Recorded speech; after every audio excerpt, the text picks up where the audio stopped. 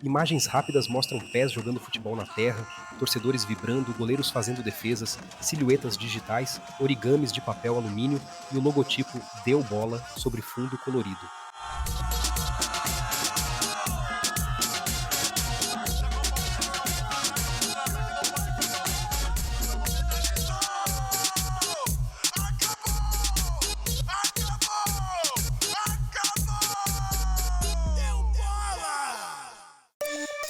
Qual que é o jogador que ajuda a romper, a expandir a impossibilidade da manutenção desse preconceito? Normal do cara, o torcedor principalmente, o torcedor ou mesmo o adversário te chamar de negrão, macaco. De fazer um protesto contra o que eles entendiam que era uma clara discriminação. Na tela, em letras pretas e fundo vermelho, racismo. Homem sem camisa na praia. O futebol brasileiro que traz na sua marca uma identidade muito própria dessa mistura e dessa afro-brasilianidade que vai se ocupar desse fenômeno e vai emprestar a ele toda a sua beleza, seu conjunto de técnicas, a sua fortuna de técnicas, né?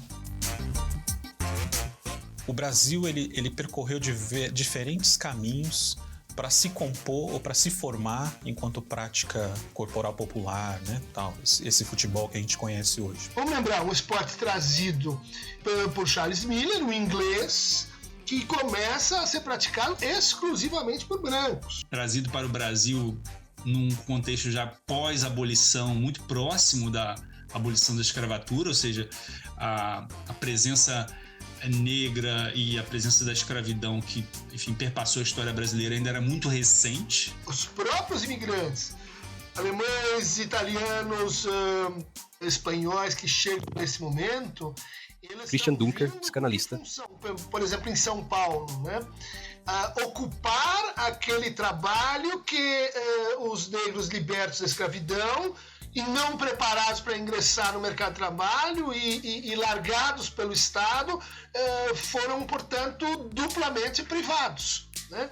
Resultado, você coloca esses imigrantes numa situação de confronto social. Homens jogam futebol em campo.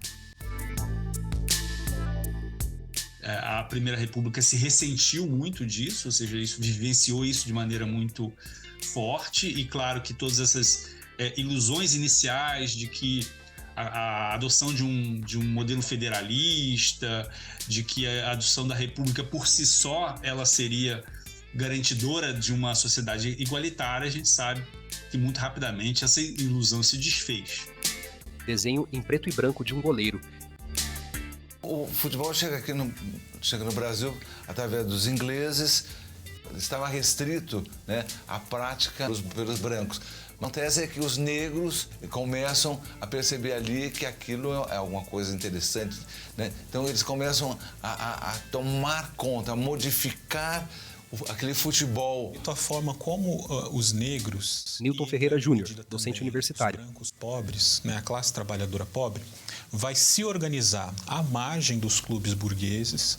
Em Porto Alegre, emergia nos anos 1915 uma liga chamada a Liga da Canela Preta, que era uma liga organizada por trabalhadores negros e brancos pobres. Acabou sendo uma estrutura, uma forma de organização que permitiu com que muitos atletas e jogadores negros da classe trabalhadora passassem ao longo do tempo a acessar essas práticas. Qual que é o jogador nesse momento que ajuda a romper, a expandir a impossibilidade da manutenção desse preconceito? Vai ser o Leônidas, por exemplo, Leônidas da Silva, que até se transforma em nome de chocolate, ou vice-versa, né? O apelido dele, Diamante Negro.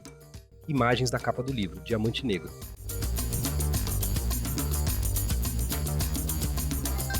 O Leônidas é um desses Bernardo Buarque, historiador. Quando eu estava me referindo a esse par, um defensor e um atacante e dois ídolos negros que foram muito importantes. Fotos em preto e branco de um jogador de futebol. O futebol é desenvolvido nos clubes de associados, né, onde os negros não poderiam se associar, não poderiam frequentar. Então foram criadas algumas artimanhas para evitar a presença do negro no futebol. Só que com o passar do tempo, isso foi uma coisa que... Aranha, escritor e ex-futebolista. Até porque começa a criar-se uma rivalidade, ninguém quer perder para ninguém, e aí você tinha algumas pessoas negras com habilidades especiais, né, com uma condição melhor, que alguns clubes queriam contar com essa habilidade do jogador negro para levar vantagem em cima do seu adversário. Mas isso não quer dizer que o negro era bem-vindo no futebol. O racismo ele sempre existiu, ele existe na sociedade brasileira desde que ela foi fundada, provavelmente, aí a gente considera Natália Silva, jornalista. A colonização, porque ela já existia, né, com os povos originários. Mas o racismo, ele praticamente existiu quando as pessoas escravizadas, né, os povos africanos, eles foram sendo trazidos para o Brasil, as pessoas indígenas começaram a ser escravizadas também por quem colonizou. Então, todo esse processo de colonização, ele criou o racismo. O racismo, ele vem junto com outro fenômeno, com dois outros fenômenos que a gente não pode deixar de lado. Colonialismo, esses imigrantes que chegam, eles chegam com uma mentalidade colonial. Uma mentalidade em que, olha, o futebol me liga com o quê? Com a Europa, o cálcio, com as minhas origens populares, mas europeias. Uma reviravolta, quando os sul-americanos começam a ganhar, né? Primeiro Uruguai, depois Argentina. Isso não estava no cálculo. Isso era uma exceção dentro da Olimpíada. E em cima disso tem o capitalismo. Um dos marcos que primeiro se destaca nessa cronologia é a vinda do rei belga Alberto I da Bélgica em 1920, do presidente Epitácio Pessoa. Ele é convidado para assistir uma partida nas Laranjeiras e um dos recados, né, uma das mensagens era que o selecionado brasileiro não poderia ter jogadores negros no seu plantel. Esse foi uma situação de embaraço, né, no campo das Laranjeiras, no Rio de Janeiro, né, ao lado da residência da Presidência da República. Então, essa ideia de que como é que você representa o país e de que maneira a seleção brasileira seria um índice representativo de quem é o brasileiro é muito forte quando você tem essa mensagem de que não poderia haver jogadores negros atuando naquele jogo de exibição, mostrando o Brasil ao mundo, né, no sentido de receber um rei, receber um europeu nas nossas terras. Então, esse 1920, isso já aparece como um tensionamento. A formação do esporte, do futebol brasileiro, ela é uma formação na tensionalidade. Ela não se forma, ela não se forja, ou melhor, ela se forja numa relação de tensão, sempre assimétrica, porque quem são os donos dos aparelhos esportivos são os brancos, né? E do outro lado, uma comunidade negra, um contingente negro muito intenso e muito interessado faz um movimento de fora para dentro, né? Esse movimento de entrada, ele vai marcar justamente processos de tramas institucionais, né? Não só dentro dos clubes, mas das associações, né? Das ligas oficiais, para impedir com que atletas negros, mas também trabalhadores brancos pobres, acessem o futebol. Mas isso, a história vai mostrar para a gente que vai sendo dissolvido por conta de um conjunto de resistências impostas aí pela classe trabalhadora. Vamos lembrar que o Friedenreich, que é um herói esquecido do futebol brasileiro, nosso primeiro goleador, era filho de alemães e negra.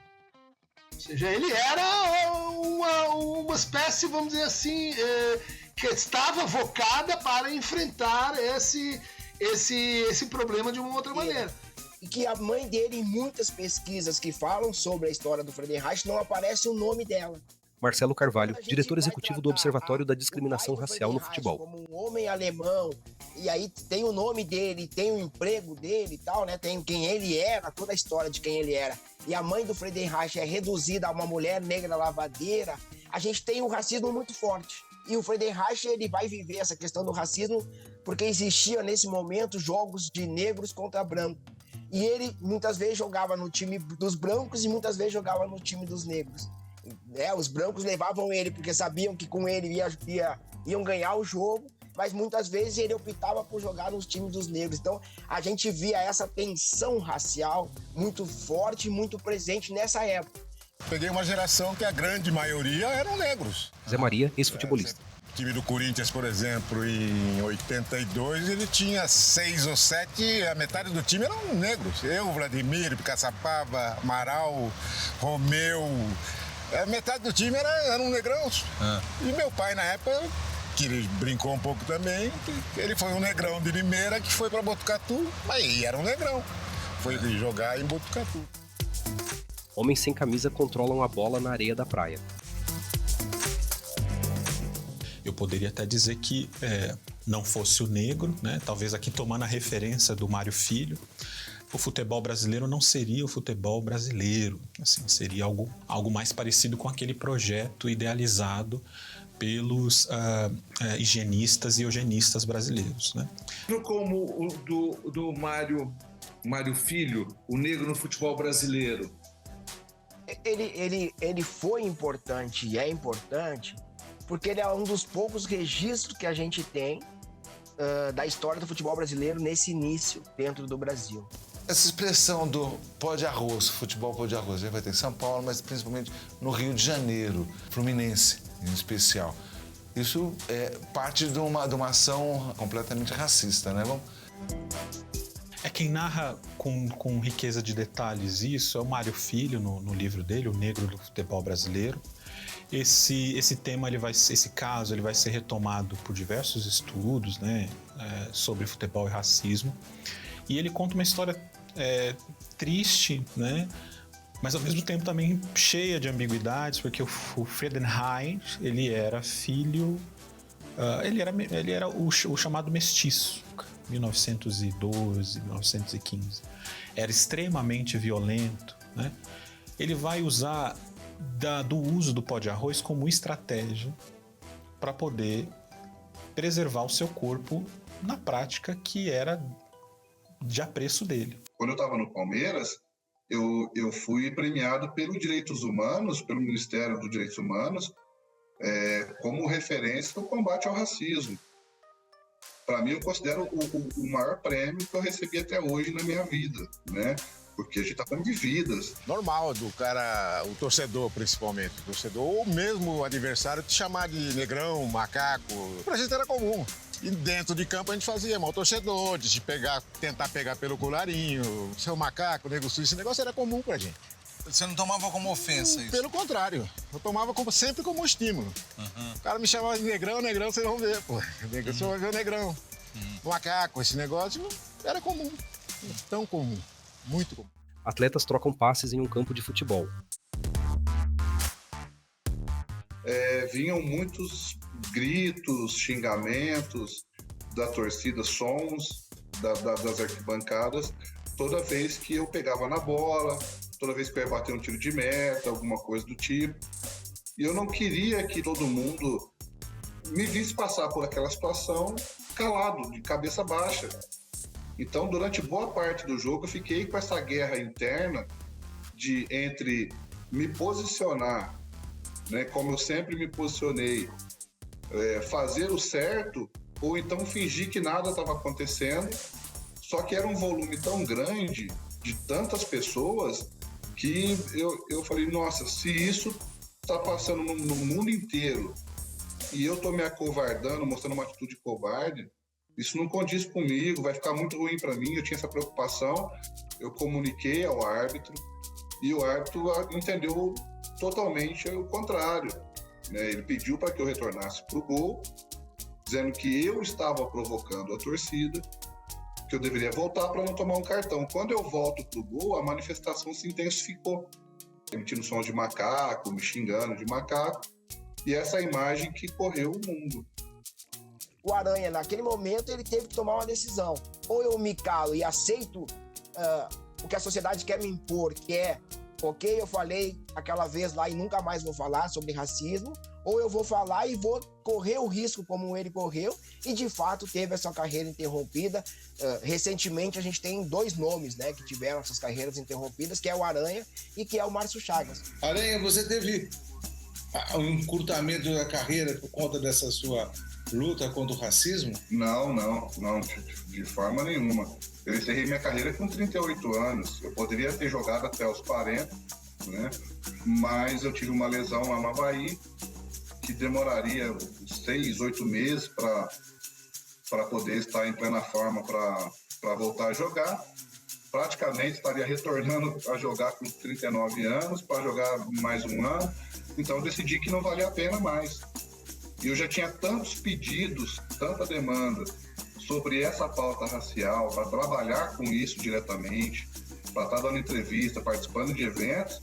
Eu falei, bom, então acho que é o momento. Mas você, depois do jogo Grêmio e Santos, você não teve dificuldade de ir para grandes times por conta dessas suas denúncias? Quando eu saí do Palmeiras, eu fiquei 6 meses sem receber uma proposta. Desses jogadores que um dia levantaram a voz para lutar contra o racismo, o que eu ouço muitas vezes é: olha, é legal, tal, o dia que ele denunciou o racismo eu apoiei ele, mas agora ficar falando de racismo toda hora já é chato, né? Esse cara não precisa falar disso toda hora, então, ou seja, é legal tu assumir um comportamento quando eu acho esse comportamento legal, a sociedade branca, mas a partir do momento que esse jogador ele começa a trilhar o seu próprio caminho, as suas próprias decisões, ele vai ter a sua imagem, a sua carreira, de certa forma, olhada, né, atravessada por esse racismo. Então, para mim, o Paulo César Caju está muito dentro disso, porque ele foi um jogador que fugiu ao comportamento normal dos jogadores da sua época. E a gente vai ver isso no próprio corte de cabelo que o Caju vai usar, no próprio comportamento dele em relação à imprensa, nas decisões que ele vai ter da carreira, e aí essa imagem do Caju ela vai estar sempre contestada. Ele se torna um jogador maldito. Em relação ao Paulo César Lima, ele vai também carregar por toda a carreira os ataques da imprensa em relação ao jogador negro que teve a ousadia de ocupar os espaços reservados para os brancos. O atleta negro que teve a coragem de colocar o dedo na ferida e explicitar o quanto a sociedade brasileira é racista. Então, em 74, ele vai ser literalmente colocado no banco dos réus. Isso aconteceu com o Leônidas em 38, aconteceu com o Barbosa e o Bigode em 50, aconteceu com Paulo César Caju em 74. Olha só, em 78, qual foi o outro jogador negro acusado de mercenário e pipoqueiro? Jorge Mendonça, também um jogador negro. A profissionalização, ela passa a ser também um horizonte para muitas pessoas de investimento, e depois isso vai dar na origem da configuração que a gente tem hoje do futebol, né? Um futebol global, planetário, mercantilizado. Então, quando você determina que o futebol ele passa a ser profissional e você vai pagar para esses homens negros para jogar no futebol, em determinados clubes, eles já não entravam mais pela porta da frente. Então você abriu uma porta nos fundos, que era só para os jogadores, e aí eles já não frequentavam mais a parte social dos clubes de futebol. Então o racismo ele está tão presente que até dessa maneira que a gente olha e pensa, não, a profissionalização foi algo muito bom, mas ela também já teve esse olhar de, ora, vamos excluir de novo, né? Se a gente está pagando para ele jogar futebol, ele não precisa frequentar a parte social do clube. O Fluminense mantinha uma distinção muito clara entre o atleta profissional de futebol, que só tinha acesso às dependências do clube dentro de campo e no vestiário. As dependências sociais eram vedadas à presença desse atleta e ele não deveria entrar pela porta da frente, tinha que usar a entrada de trás. O Flávio, que foi um centroavante negro muito famoso, jogou no Corinthians, no Inter, no Porto, enfim. José Paulo Florenzano, professor do Departamento de Antropologia da PUC, São Paulo. Dando entrevista para 2 jornalistas na porta do Fluminense e chega o presidente. Ele é advertido publicamente na frente das jornalistas. Foi uma humilhação. A reação do elenco do Fluminense foi exatamente de fazer um protesto contra o que eles entendiam que era uma clara discriminação. Detalhe de um homem moreno sem camisa controlando a bola. Essa solidariedade de usar a fita Apache contra o que tinha acontecido no Fluminense aparece no Botafogo, aparece no Flamengo, o Fio Maravilha passa a treinar com a fita Apache. É uma solidariedade a um atleta que tinha sido objeto de discriminação. futebol brasileiro em 23, ganha o campeonato com os jogadores que eram de origem trabalhadora, ganha o campeonato e, evidentemente, com negros e mestiços no seu plantel, faz com que a Liga invente algum meio de excluir esses jogadores, então cria-se uma nova regra, isso faz com que, por exemplo, o Vasco não tinha um campo próprio, então a Liga exclui por uma razão lateral, mas evidentemente que o incômodo era a presença desses trabalhadores da bola, ou seja, aqueles que não viviam apenas do amadorismo, precisavam trabalhar e ao mesmo tempo queriam jogar, e isso vai ser um tensionamento constante do chamado amadorismo marrom que atravessa os anos 20 e que apenas 10 anos depois, em 1933, vai se reconhecer o profissionalismo como a nova regra do futebol brasileiro. O famoso episódio do jogo Brasil-Uruguai, em 1950, na inauguração do Maracanã. O Uruguai ganha do Brasil por 2-1 e o Barbosa, o goleiro negro, ele passa a ser crucificado. O Barbosa ficou marcado pela Copa de 50, né? Mas já existia um olhar crítico em cima do Barbosa, ou como é que se diz, que dizem hoje, um ranço em cima do Barbosa, pelo fato de um negro estar jogando na seleção brasileira uma Copa do Mundo. Para quem é mais antenado no futebol de várzea, está jogando sempre futebol, está acostumado com esse tipo de comentário que sempre tem dois zagueiros. O zagueiro técnico, o habilidoso, que sabe jogar e pensa o jogo capitão, é o zagueiro branco. O zagueiro negro é o brucutu, o que só sabe bater, machucar, o violento. Mas a gente vai passar um período muito grande sem ter jogadores negros no gol. Por quê? Porque vai se dizer e vai se repetir a frase que goleiros negros dão azar, que goleiros negros falham. A gente viu isso recentemente num programa esportivo, um jogador negro, ex-jogador negro, dizer isso, que ele não contrataria um goleiro negro porque goleiros negros falham, porque goleiros negros dão azar. Se a gente olhar para a seleção brasileira, depois de Barbosa, nós vamos ter a passagem do Manga, mas nós vamos ter um goleiro de fato ali na seleção brasileira representativo no Dida, quase 50 anos depois. E assim mesmo a gente vai ainda ouvir a frase, né? E o Jefferson descobriu toda uma história que teve de uma não convocação dele por ele ser um goleiro negro, porque um dirigente disse que não queria que o treinador convocasse um goleiro negro, porque ele iria falhar. Então a questão do negro também muitas vezes está atrelada à coletividade. Se o negro erra, o erro é atribuído a toda a raça negra. Imagem de um homem sem camisa de costas.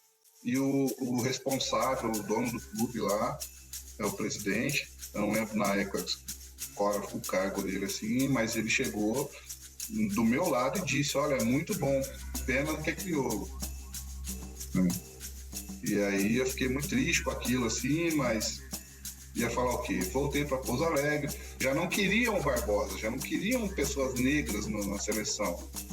Eles não queriam mostrar que era um país de pessoas negras. Friedenreich, que veio antes do Pelé, ficou de fora da seleção brasileira por causa da sua cor, e o Brasil não teve resultados, e aí por pressão popular teve que voltar o Friedenreich e o Brasil ganhou a Copa América. Foi o primeiro passo. Esse passo permitiu que o Pelé jogasse na seleção, e aí o Pelé abriu o caminho para todos os outros jogadores negros no Brasil. A forma como a população passa a admirar o futebol, ela também é uma forma de admiração de corpos negros livres, né, fazendo arte com a bola, né? Esse processo cria um outro vínculo da sociedade capturada pelo colonialismo com essas figuras heróicas da arte jogar bola. Eles são bons para isso. O negro é bom para bola. O negro é bom para música e é bom para as artes, né? Isso é um elogio, mas não deixa de ser, na interpretação do Antônio Jorge Soares, que é um estudioso do futebol e do racismo, não deixa de ser uma técnica de manutenção da hierarquia social e racial brasileira. Eu acho que isso está mudando também. Se a gente pegar uma geração anterior, se a gente pegar jogadores como o Ronaldo ou Roberto Carlos, que construíram... Paulo Júnior, jornalista. E que não se reconheciam exatamente como negros, nesse sentido de uma postura política ou social mais numa linha de frente mesmo, né, dessa questão, talvez se reconheceram lá fora muito mais como estrangeiros ou como latinos, né, porque conviveram também com determinadas situações de xenofobia ou de racismo. E aí você chega hoje num jogador como Vinícius Júnior, 20 e tantos anos mais jovem, talvez 30 anos mais jovem que essa geração, que foi insultado racialmente na Espanha e teve um acolhimento dos jogadores da seleção e tem um posicionamento com uma clareza muito diferente do que o que acontecia 10, 20, 30 anos atrás. Então, o Pelé, ele pode não ter sido um militante, ele pode não ter combatido o racismo através das palavras, né? Porque ele era uma pessoa muito inteligente, ele sabia que isso teria um custo. E talvez, se lá atrás ele tivesse se levantado contra o racismo, ele não seria o Pelé que ele foi. Ele levou a cor dele, levou o talento dele para o mundo, né? O mundo o reconheceu. Só que ele vem de um outro tempo, de uma outra época, e não dá para cobrar do Pelé mais do que isso. Só essa contribuição que ele fez da sua presença já foi mais do que suficiente. Imagem estática de um garoto sorrindo. Em branco, no canto superior esquerdo, o logo, Sesc TV. Roteiro, direção e apresentação, Miguel de Almeida. Produzido por Marcelo Braga. Produção executiva, Andréa Lanzoni, Flávia Tonalese. Direção de fotografia, Pedro Dourado, Danilo do Carmo, Bruno Risas. Direção de arte e estúdio, Carla Café. Cenógrafo e ilustrador, Werner Schulz. Trilha tema de abertura, Dupla 02. Trilha sonora, Maestro Petreca. Som direto, Tomás Franco. Montagem Laís e câmara, Fernanda Giusfredi. Coordenação de pós-produção e finalização, Emerson Moreira.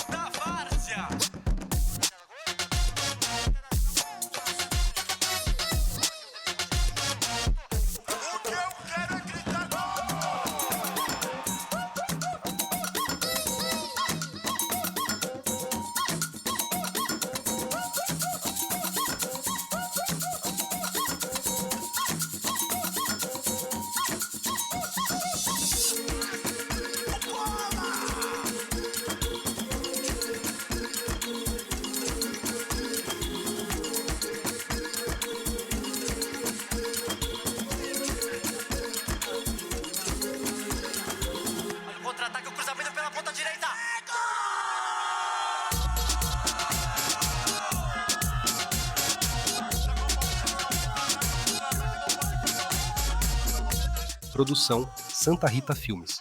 Realização Sesc TV 2023, sesctv.org.br.